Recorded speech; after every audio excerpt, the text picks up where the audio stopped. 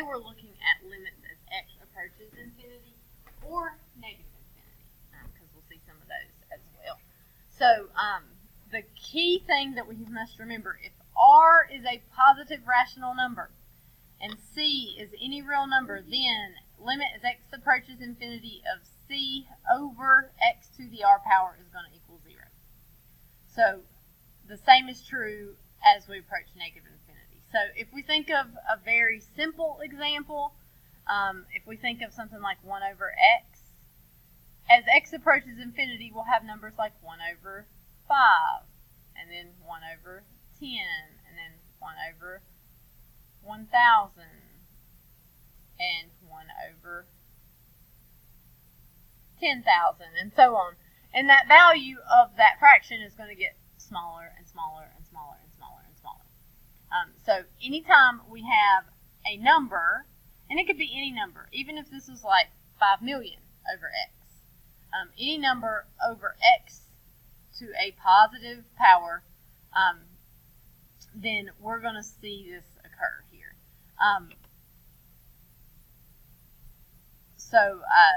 If we have something like 1 over x squared, well then the same thing is going to happen, just even faster, because you're squaring whatever's on the bottom there. So you're thinking about these as the numbers get bigger and bigger and bigger, what is going to happen. So if you have an x in the denominator, that goes to 0. So if we look at this first example, we got the limit as x approaches infinity of 6 minus 3 over x squared. So we can take the limit of the 6 and the 3 over x squared separately. The limit of a constant is just that constant, so you would have 6.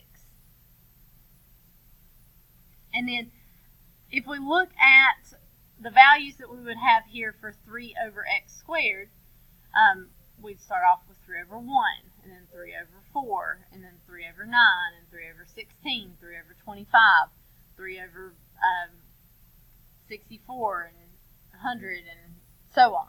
So the top number stays the same, the bottom number gets bigger and bigger and bigger. So this is eventually going to get so close to 0 that it does not matter anymore. So we end up with 6 minus 0, and that's just going to give us 6.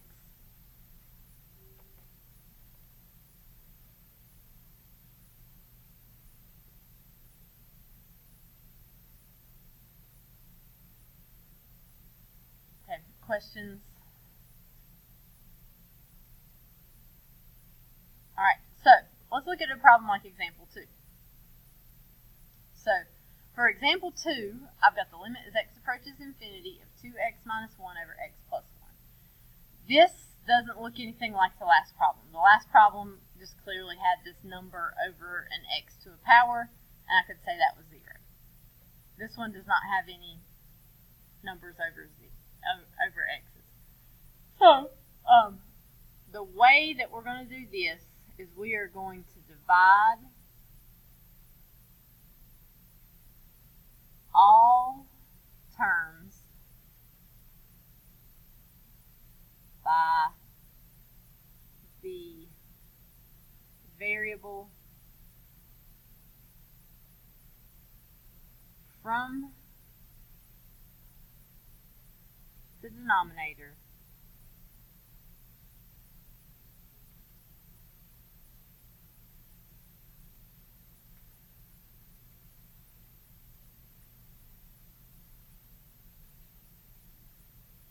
with the highest exponents.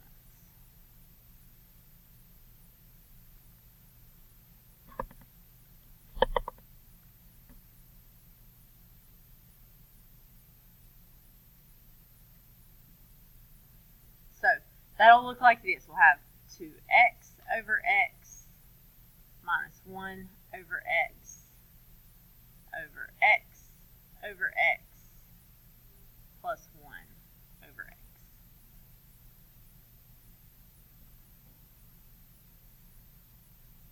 And then right here, these x's are going to cancel, and these x's will cancel, but remember that doesn't cancel to 0 because you've got like a 1 there. So I'm going to write it, the limit as x approaches approaches infinity of 2 minus 1 over x over 1 plus 1 over x. And so then if I look at this limit, the limit as x approaches infinity of 2 is 2. But the limit as x approaches infinity of 1 over x, that's going to be like 1 over 1, 1 over 2, 1 over 3, 1 over 4, 1 over 10, 1 over 100, 1 over a million. Right, it gets closer and closer and closer to 0. So that will be 0. And then the limit as x approaches infinity of 1 is just 1. And then the limit as x approaches infinity of 1 over x, that's also going to be 0.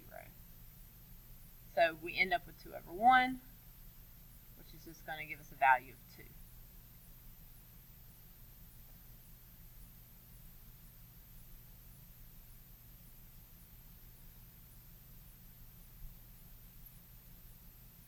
Okay, questions?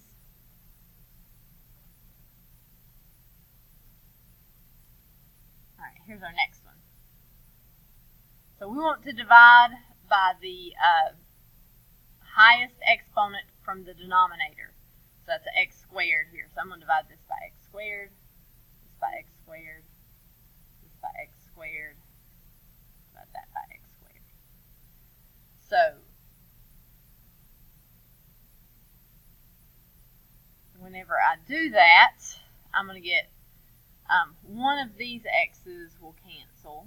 So I'll have 3 over x minus 1 over x squared over, the x squareds cancel here, so I have 2 plus 5 over x squared.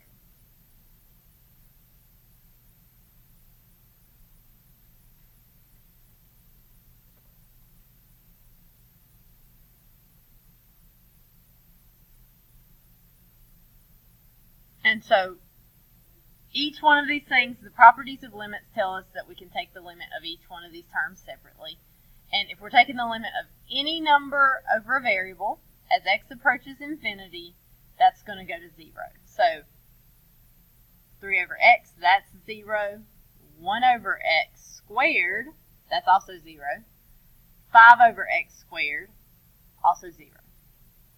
So what we end up with for this one is we have 0 minus 0 over 2 plus 0. And so that's 0 over 2, which is just going to give us a 0.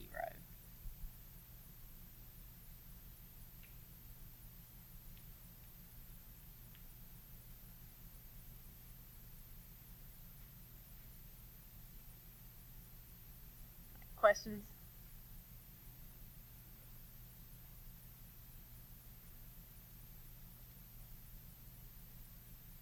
All right, so here's our next one. We're going to divide by x to the third.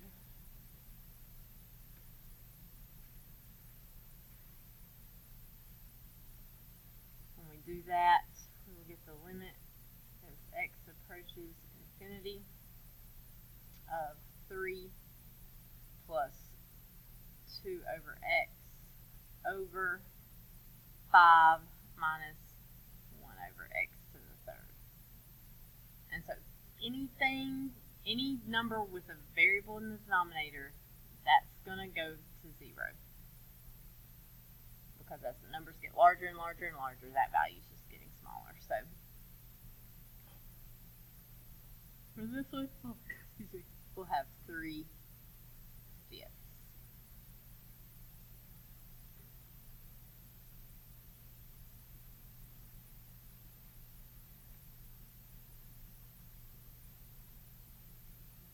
We look at example 5. You're always dividing by the highest exponent from the denominator. So we're going to divide everything by x squared here. Even though we have an x to the third in the top, we want to divide by the highest exponent from the denominator. If we divide by x to the third, we'll get 0 plus 0 in the bottom, and then that'll be undefined, so we don't want to do that. So this is going to give us the limit as of 2x plus 5 over x squared over 3 plus 1 over x squared.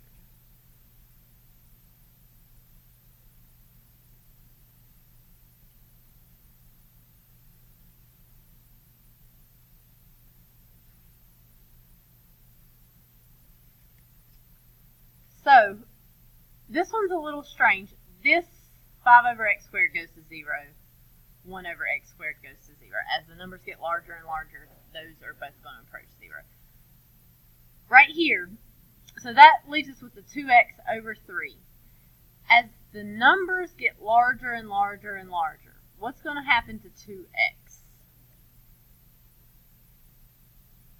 It just approaches infinity, right? So you can almost think like you're plugging infinity in here. And so you've got 2 times infinity divided by 3. So 2 times infinity is just infinity. And even infinity divided by 3 is still infinity. So positive infinity would be your answer here.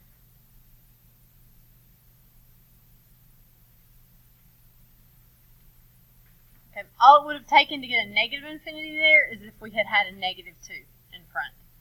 Because then we'd have negative 2 times infinity, which would give us negative infinity.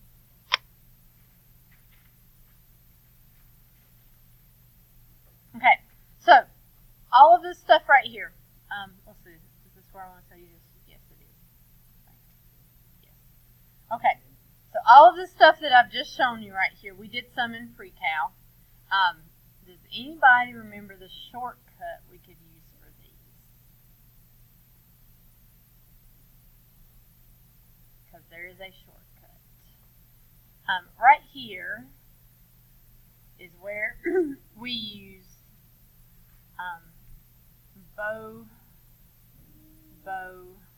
Botno eats DC. Of course, Bobo Botno eats DC is not a proper explanation that you can use on the AP exam. So if they ask you to verify your work, then you've got to show them that you did this. But if it's multiple choice and you're just doing this really quickly, if it's bigger on bottom, then your limit's going to be 0. This was also for horizontal asymptotes as well. If it's bigger on top, not 1. Because we do care sometimes whether it's positive infinity or negative infinity, you may have to actually work the problems out like we just did because,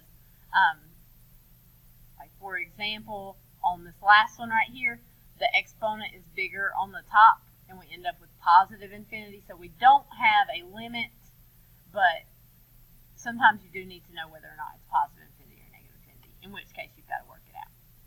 And then eats DC, exponents are the same, divide coefficients.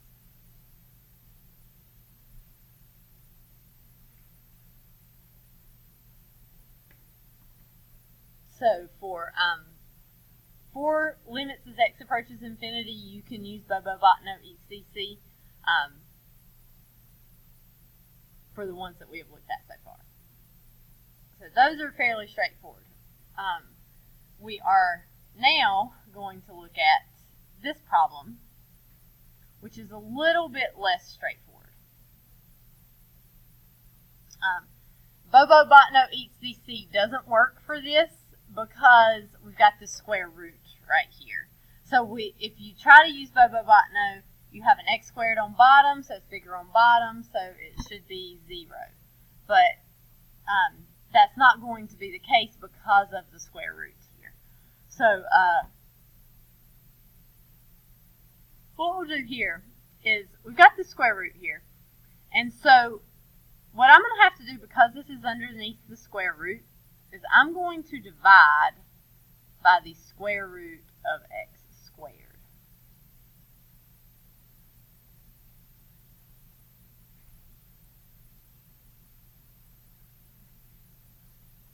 But for when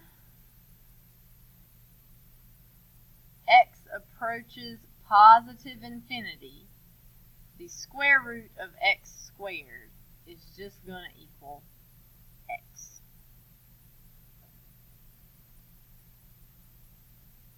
So in the top, I can divide by the square root of x squared, and that's just an x.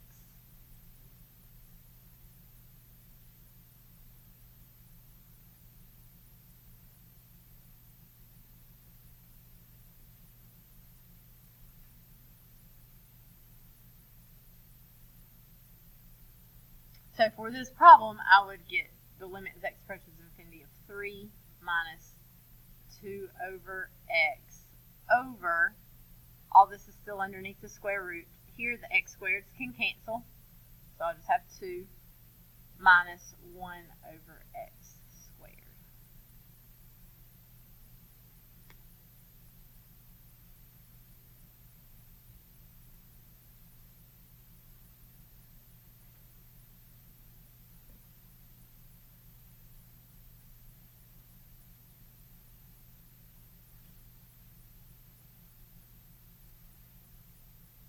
So still, anything with an x in the denominator, like 2 over x or 1 over x squared, those two also still become 0.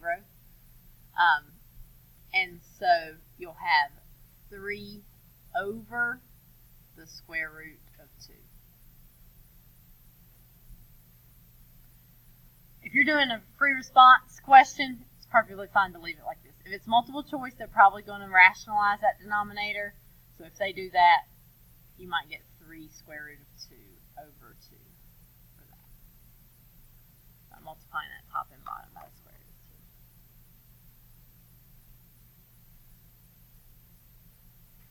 2. Textbook is probably going to put 3 square root of 2 over 2 as your answer there.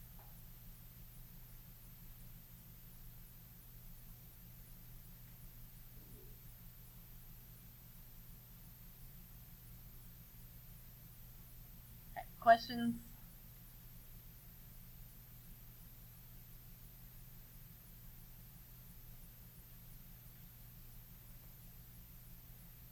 Okay, so if you look at example 7, you may think that Ms. Hyatt has lost her mind because it's the same problem. What's the difference?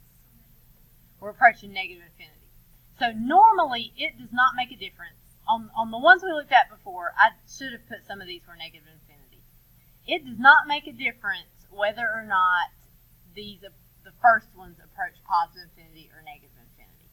Because just like, so like if this, with, if we have f of x equals 1 over x, the limit as x approaches negative infinity of f of x. If we look at that, you would have 1 over negative 1, and then 1 over negative 2, and then 1 over negative 10, and 1 over negative 100, and 1 over negative 1,000. And so still the value gets closer and closer and closer and closer to 0. So whenever you have a number over any x value, as x approaches infinity, that limit's going to approach 0. So it does not matter for these whether it's positive or negative infinity until you get to this problem. And for this problem, we have to consider a special property of square roots. So if you think of just taking the square root of negative 1 squared. The square root of negative 1 squared is the square root of 1, which is 1. If I take the square root of negative 2 squared, I get the square root of 4, which is 2. If I take the square root of negative 10 squared, I get the square root of 100, which is 10. So if I take the square root of negative x squared, then I get the square root of x squared, which equals x. So what I was taking the square root of right here has the opposite sign of the answer that I get. So whenever we're plugging in negative numbers here, the square root of x squared gives us the opposite of what we plugged in. So we plugged in a negative 1, we got a positive 1 out. We plugged in a negative 2, we got a positive 2 out. We plugged in a negative 10, we got a positive 10. We plugged in a negative x, we got a positive x. So for limits as x approaches negative infinity with square roots, we have to say the square root of x squared has to equal negative x.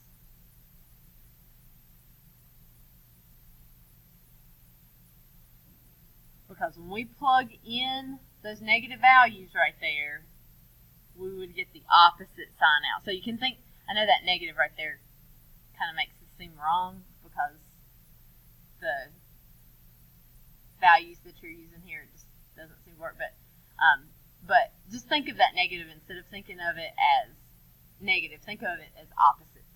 So if you plug in a negative 5, you're going to get the opposite of negative 5, which would be positive 5. And if you plug in a negative 10, you'll get the opposite of negative 10, which will be positive 10.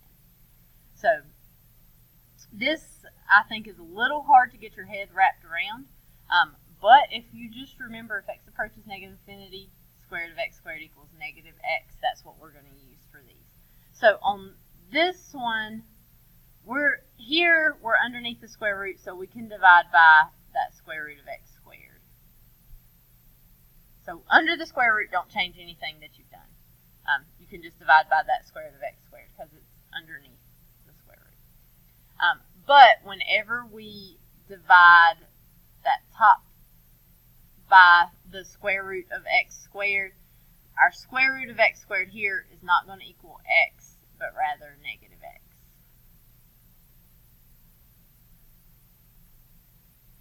So for this one, we have the limit as x approaches negative infinity of negative 3 plus 2 over x over the square root of 2 minus 1 over x squared.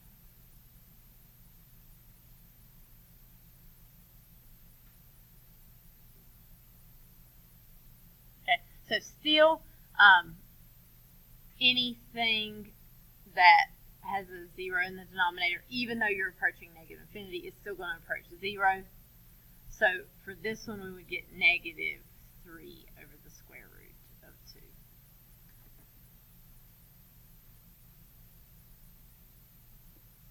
And you could also give that as negative 3 root 2 over 2 if you rationalize that denominator.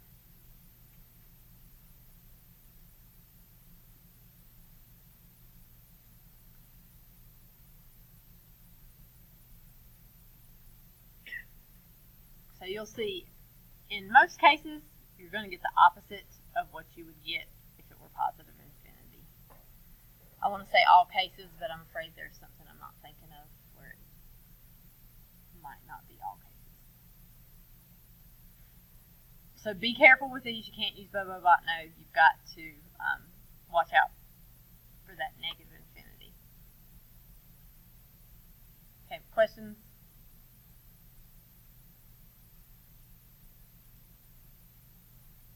All so let's do one more like that. So if I've got x approaches negative infinity here, then I need to divide by x squared and x squared here. That's underneath the square root. Whenever we have x approaches negative infinity, we know the square root of x squared is going to equal negative x. So we're going to divide these two by negative x.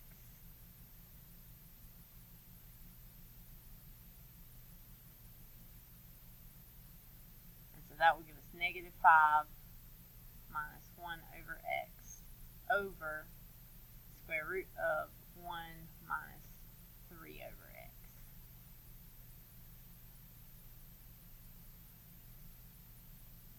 And then this will be 0, and this will be 0. So we will get negative 5 over the square root of 1, which is just 1, so we get negative 5 for our answer.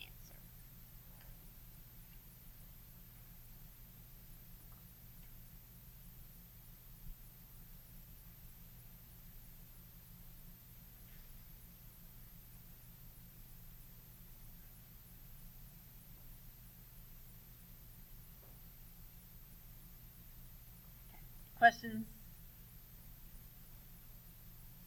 All right, trig functions.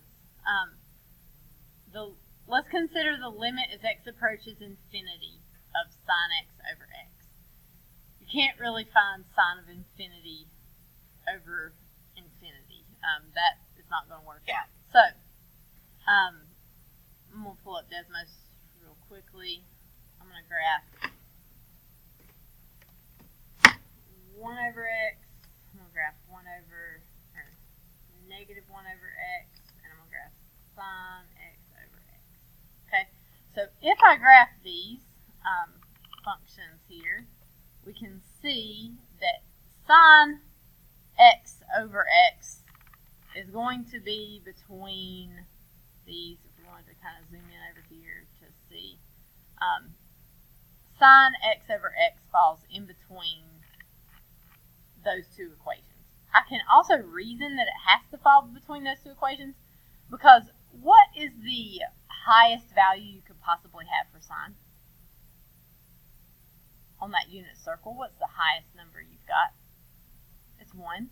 And what's the lowest number? Not 0, but negative 1. Negative 1. So sine x is always between negative 1 and positive 1. And so since sine x is always between negative 1 and positive 1, if I divided everything by x, that would still be a true statement. And the limit as x approaches infinity of 1 over x, that equals 0. And the limit as x approaches infinity of 1 over x, of negative 1 over x here, and positive 1 over x here, that equals 0. So we can use the squeeze theorem in this case. So by the squeeze theorem, the limit as x approaches infinity of x sine x over x must equal 0. So this is a limit that we have now proven. So we can consider that always true. We could use similar reasoning to say the same thing is true for cosine of x over x. Now, be careful. You might want to put yourself a note of caution right here. Note of caution. What is the limit as x approaches 0 of sine x over x? That is 1. So that was a different limit that we worked with towards the beginning of this unit.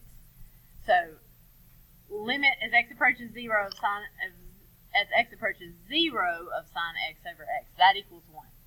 But the limit as x approaches infinity of sine x over x, that equals 0. So you can imagine that I see a lot of test papers that I grade where kids have gotten those mixed up, because all you got to do is not pay close enough attention to what x is approaching, and you're going to miss those. So be really careful with these. So if I have a problem like the limit as x approaches infinity of sine of 3x over x, there's a couple ways I'm going to think about this. First of all, we're taking sine of 3 times x. So we're still just taking sine of something, right? What is the highest sine can ever be? It is 1. What's the lowest sine can ever be? -1. So we have a value that's somewhere between 1 and -1. That's a very small number, right? And then the bottom of this fraction is getting bigger and bigger and bigger and bigger and bigger, while sine is not going to, it's changing a little bit, but it's still staying between 1 and -1. So essentially, sine of 3x acts just like having a number there. Same would be true if you have cosine. So this is just going to equal 0. The other way that you can think of it, if we think about how we did those other problems, if I have a 3x here, I need a 3 here, which means I would put a 3 in the top. But this stuff right here is 0, so if you've got 3 times 0, you still get 0.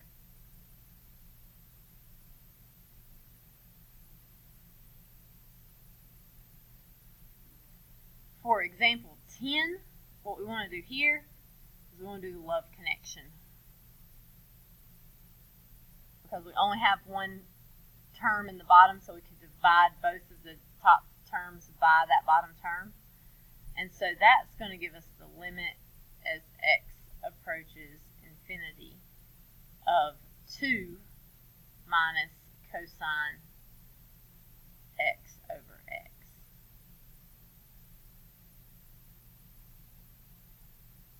And so the limit as x approaches infinity of 2 is just 2, because it's just a constant. And the limit as x approaches infinity of cosine x over x, that is going to be 0. Just same reason for sine. So we'll get 2 for our answer here.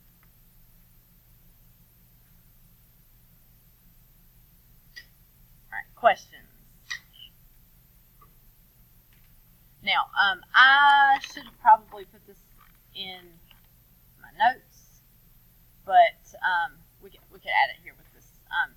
The limit as x approaches infinity of f of x,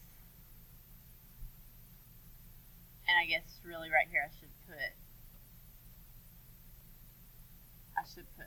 plus or minus infinity of f of x, gives the horizontal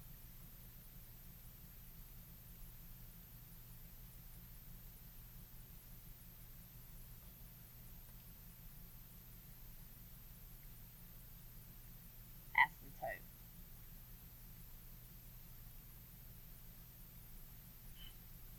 of f of x. Sometimes, like with the ones with the square roots, you might have 2 horizontal asymptotes, because as x approaches positive infinity, you have one answer, and as x approaches negative infinity, you have a different one. So these are going to give you the horizontal asymptotes of the graph for these. All right, any questions? All right, so homework is from page 115. You've got 1 through 6, which I believe was graphs, and then 13 through 35 odd.